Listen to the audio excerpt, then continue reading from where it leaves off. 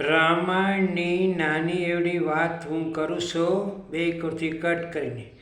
એક વખત ભરત પોતાનો પરિવાર લઈને રામ ભગવાનને વનમાં હતા ત્યાં મળવા ગયા.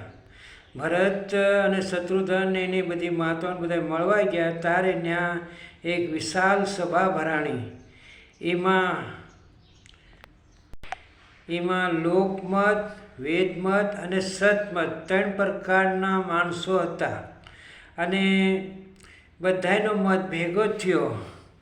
ત્યારે બધાએ પોતપોતાની રીતે કહેવા માંડ્યા. કોક કે ભરતને રામને હારી મોકલી દો, કોક કે ભરતને શત્રુઘ્નને જંગલમાં જાય તો રામને પાછા લઈ લો.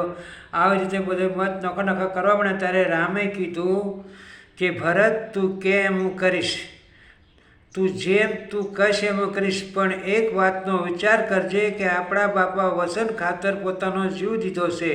બાપનું વચન ન જવું જોઈએ, એનું વચનનું પાલન થવું જોઈએ. મને જે વચન આપ્યું એનું પાલન હું કરીશ અને તને આપ્યું એનું પાલન તું કરજે.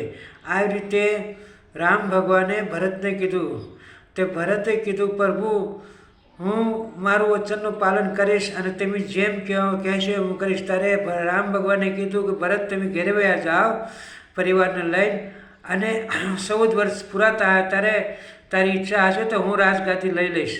તો ભરત કે, ભગવાન, એમ નહીં, મને કાંક નિશાની, કાંક જીવવાની આશા બંધાય એ રીતે મને આપો.